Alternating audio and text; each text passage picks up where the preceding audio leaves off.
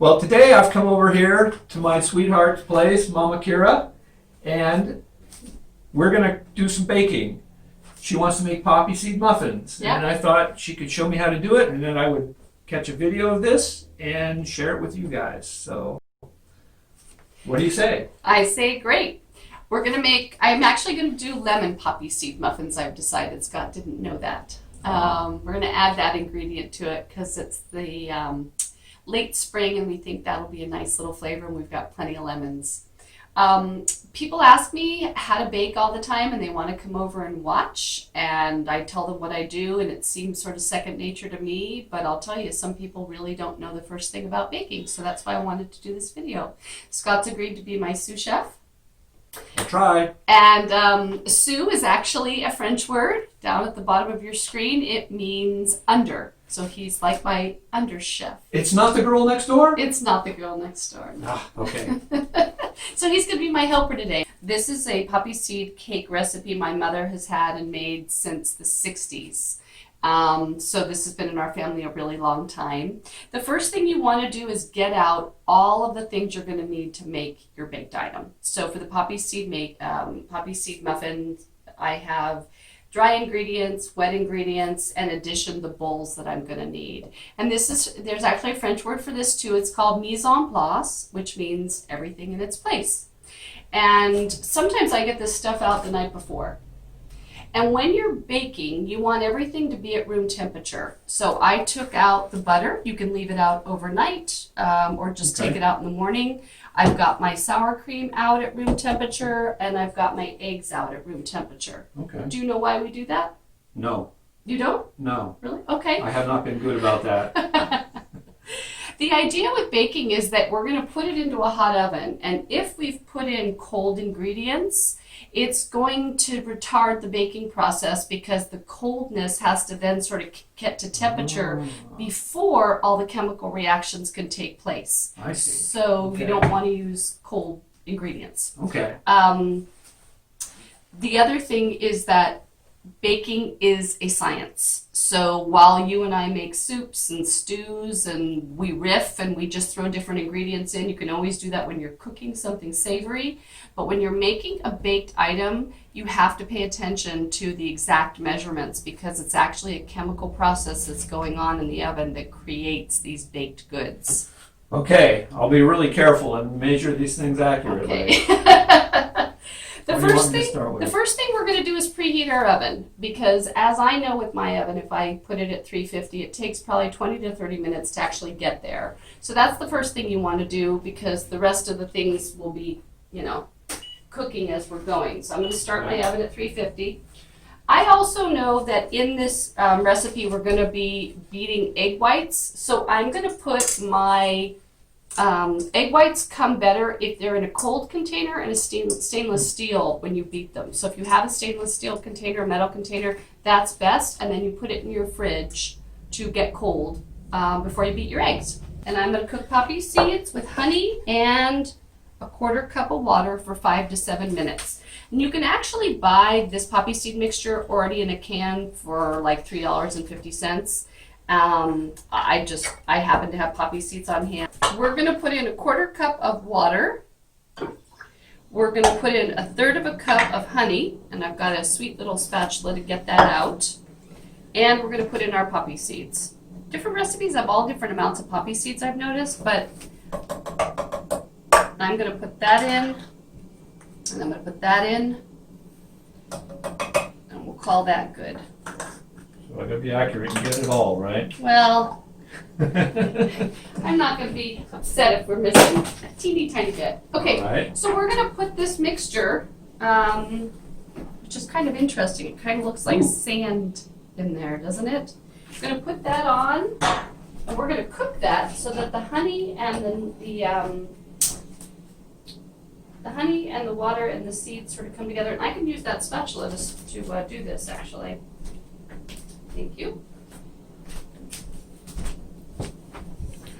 And this says to cook it for 5 to 7 minutes. While the poppy seeds are cooking, we're going to cream our butter and sugar. Do you know why we do that? It dissolves the sugar? Well, and I think it also adds air and some levity to, not funny, haha, levity, but some air to your baking products. So when you beat it, you're adding air to it and making it lighter. So let's put this other one in there. Okay. Sometimes I like to save these to grease my tins. If you're doing them the old-fashioned way with butter or margarine, or of course you can just spray it with Pam. But since I have this already here, I'm going to go ahead and do a few of these. And Want me to do that while sure, you? thank you so much. All right. All right, and then my sugar is 1.5 cups of sugar. Okay, and it says to beat it until it's light and fluffy. So remember, I have to be exact. So it's 1.5 cups. So there's 1/2 cup. And my poppy seeds are starting to boil. Give those a little swirl. And another cup of sugar. Great.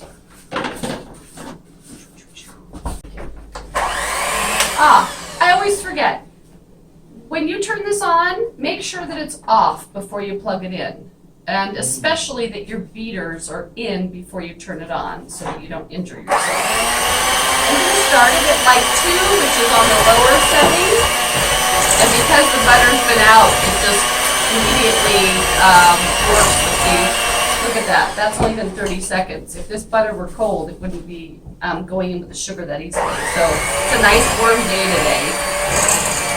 Probably 80 out. I can smell the poppy seeds and the honey.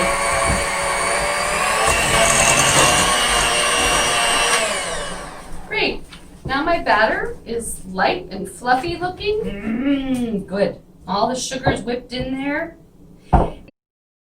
While we're waiting for the poppy seed mixture to cool, I'm going to zest a lemon and also have the lemon juice available. Now you've zested before, right? I have. So I know the trick with doing this is not to go too deep into the rind, right? It's called the pith. The white part is the pith. And apparently the pith is bitter, so that's why you don't want to like go down to where you're getting the juice of the lemon. You're just sort of moving around the lemon to shave it just a tiny bit, and it's still retaining its yellow color. But boy, lemon zest has a lot of flavor. While he's doing that, I'm going to show you how to do the flour. A lot of people do not know this, and what they do is they reach in here and they pack it down, they bang it around, they bang it down. All that's doing is taking out the air from your flour and going to make your cake or your muffins denser and heavier and not very good. So the rule of thumb is to actually take a spoon and to gently spoon your flour into the measuring cup and then to level off the top. My nephew Will cooks with me and he didn't know how to do this. He was unaware of that. So that's it. Just level it off the top and that's 1/2 cup. I didn't bang it, didn't condense the air. I left it nice and fluffy. And this recipe actually calls for sifting it. So I've got my little mesh sifter out here. You might have a different type. And when you're baking, you don't want to drink alcohol because it's very easy to lose count of how much of what you've put in and then you totally screw up your recipe. So if you're making a soup, you can have a glass of wine. If you're baking, I don't recommend drinking at the same time. So here's my 2.5 cups. Now, I like to use containers and knives and stuff as much as I can over and over. So because I need the juice of the lemon, I'm going to use this that I just leveled off and give it to him so that he can cut open the lemon and juice it into this.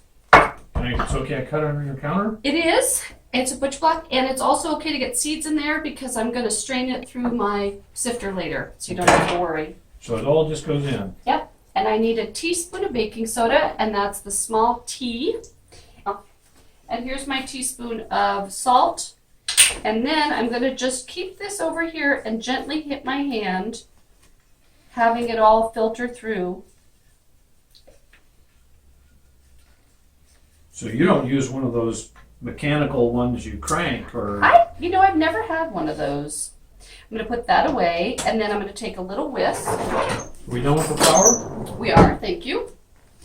And I'm just gonna whisk it together a little bit just to incorporate the salt and the baking soda. Maybe this is overkill, but I've put them all in my sifter and sifted them through, thinking that maybe that helps mix them together. Smart.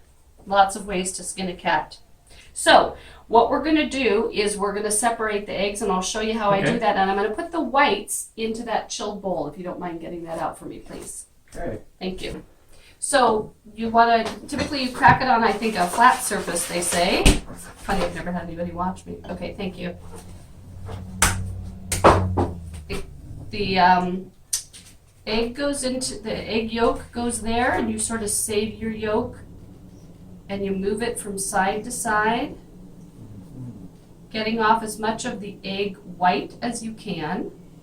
And then I take the yolk and I put it into the yolk container. You want to try one? Sure. Okay, there you go.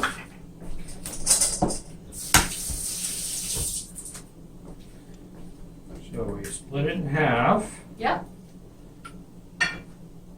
Just let the white go down there, huh? Yeah. Yeah, I can do this. And we're going to be putting the egg yolks in one at a time, so it's good to try to not break them. The first one I did break, so I'd like the others to try to stay, together if possible. And then the fourth one, good. And it says add the cooled poppy seed mixture to here. Those look so good. You want to have it on there? There we go. Looks cool, doesn't it, with the black and the white? Yeah. It's very artistic.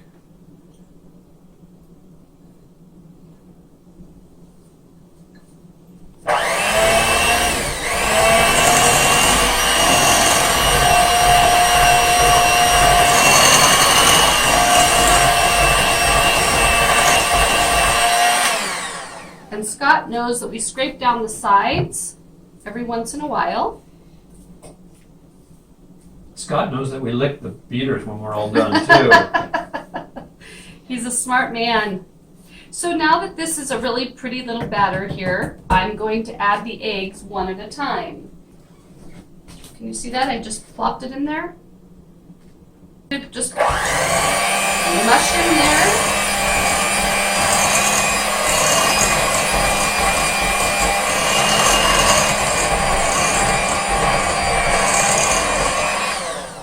Do you know why we do one egg at a time rather than just putting in all four like other recipes let us do? I do not. Me neither. No idea.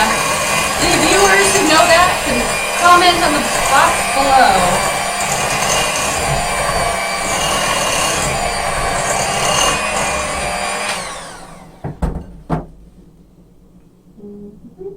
Three. You want to take over here? All right. There you go. It says to beat well after every addition, so that's what Scott's doing. He's just beating it after he adds it.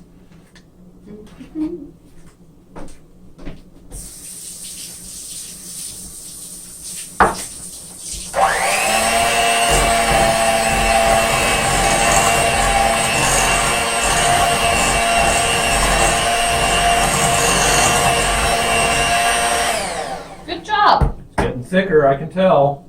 So now we're going to blend in the sour cream and vanilla. There's my 8 ounces of sour cream. We always double check. 8 ounces? 1 cup, 8 ounces. There you go. When it says to blend something instead of beat something, I tend to go to a hand mixer. To do it by hand with a wooden spoon rather than using my mixer. So I'm going to let Scott do that with this. Okay. You can leave that down. And then we got it. I usually put my batter, as you bring it up, you're sort of, what do you call it? You're going to pull these out and I'm going to bang that. And usually I get the goodness off with my fingers, but I'll let you lick them today. So you can either do, just like when you're making cookies, you can get every bit clean, but Scott likes to eat that, so we're gonna leave that for him. Good, that's great. So you've blended that.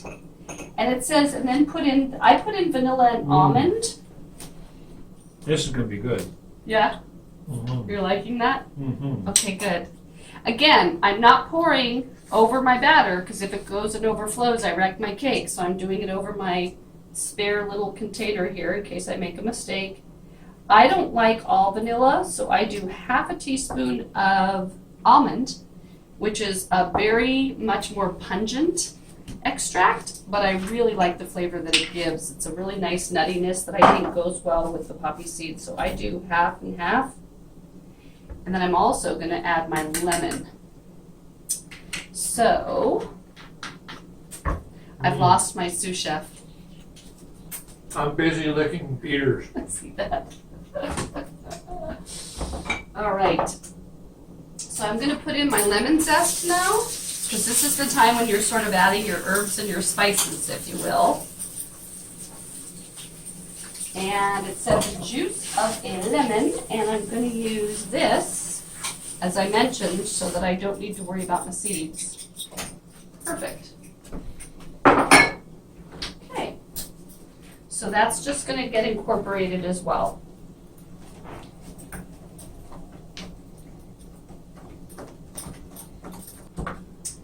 And we are now going to gradually add the flour mixture to that. And what gradually means is like you put some and you incorporate it, you put some and you incorporate it. I can't tell you whether it be, a half a cup. I just sort of usually tip over the bowl. If you want to use one of these and put it in, you can. And I'm going to be doing the egg whites while you gradually add the flour. But that's what it means. Take the spoon out. And it says beating well after each mixture. So my egg whites, there they are, just starting off as complete liquid. Make sure this is turned off. Putting that in. You're in charge of flour, my dear. Okay. And to do egg whites, you start it on low, and then as you've beat them for about a minute or so, you turn up the volume. You don't want to start out on 5 and have them sort of fly out of it. It helps to emulsify them, I think, by doing it. I actually don't know if that's what the right word is, but you start out slow and then you keep going. So I'm stirring this into Yeah, here. little by little.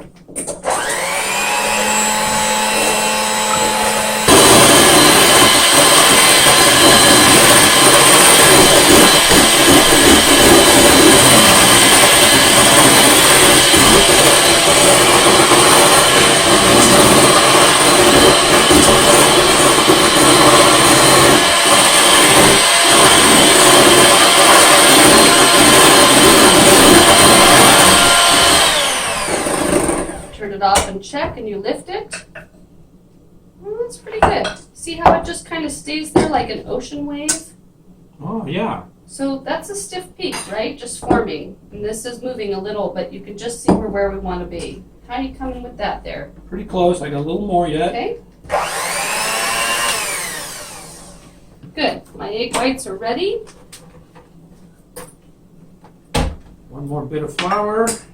So gradually it was what, like 5 different times to do it about? Yeah, 5, 6. Okay. Yeah, that should be okay. Looks good. You can tell that I may have chosen a bowl that's a little bit too small for all this batter. It's like getting close to the edge. It's not a big deal, but I can, if you want to allow yourself more elbow room, you can always use a bigger bowl. So did you scrape the sides? Let's do that once or twice. I usually like to scrape the bottom with that and look at it to make sure I don't have any flour stuck on the bottom. I like to pull it up and make sure that I've incorporated all of the flour into the cake and that I've cleaned up the sides a little bit like he's doing. You can see there's some flour remaining there. You don't want like a lump of flour in your muffins. You're doing well, darling. So let's fold in our egg whites. What that usually means is that you take the egg whites, some of them, and you sort of take it out. You lay it in here, and then you turn your batter over it so that you literally are folding the egg whites in. You could sort of cut them in with the side of the fork or the spoon, And then you're folding and you're folding. You don't want to mix. You're just letting this egg white incorporate in, but in a gentle way. So this is the folding motion, sort of like a wave, over the top and back down, over the top and back down. And when that's pretty much incorporated, I do a little bit more. Looks fun, like shaving cream or something, huh? Easy. Fold, Okay. fold. There you go. Guess who's going to get to lick this? Ah, I think I know. Yes, you've been a very good sous chef. So why are we folding instead of mixing? Because we want to keep the air in the mixture and not just Beat it. beat it all out. Beat it all out. We just beat it in. We don't want to beat it out. Perfect job. I'll give you the last little bit and dump this in the sink, and we will be ready to put those into muffins. Okay. Let's just try and see if we can put it in. I'll spoon and you I'll push. spatula then, Great, okay? got it. Oop. That looks 3/4 full to me. So one nice big spoon in each one. Okay. You can always add a little more after. There we go. Good. I think you're one of the best sous chefs I've ever had for baking. Wow. Yeah. Mm-hmm.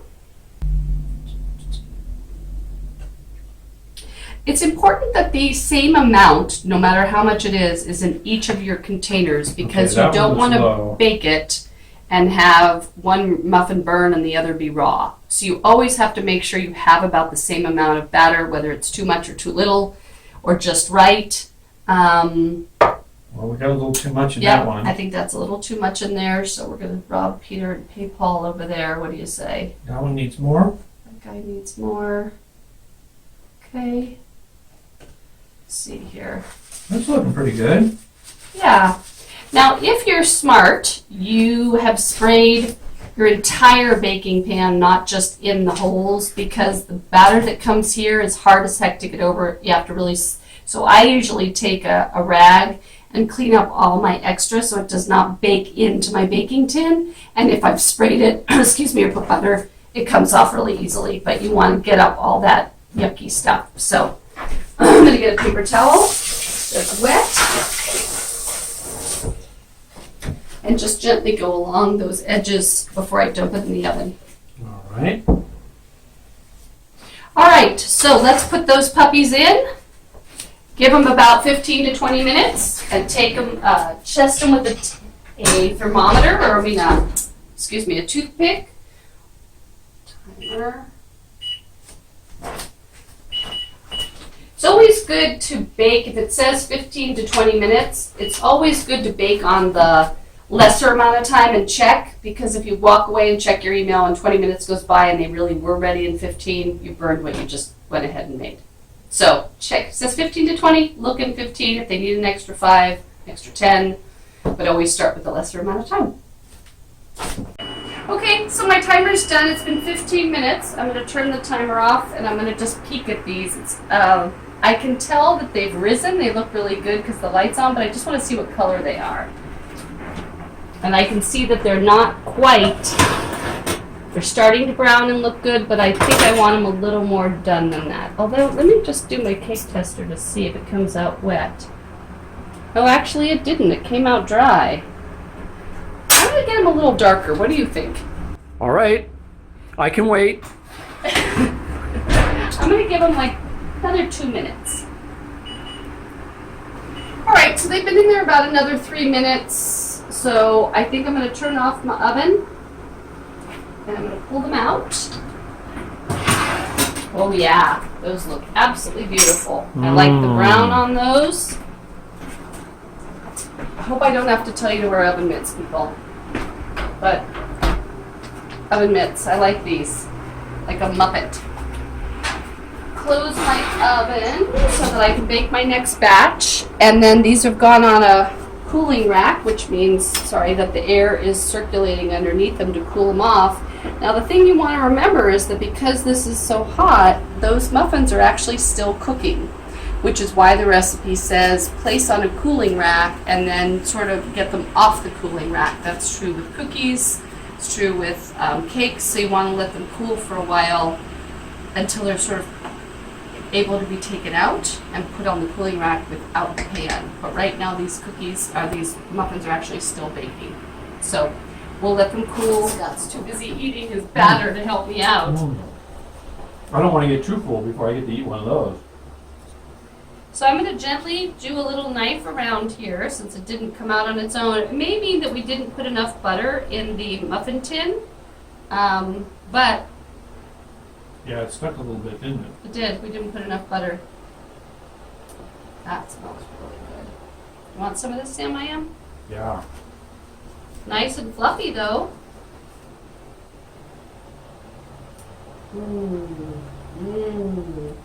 Wow, that's really good.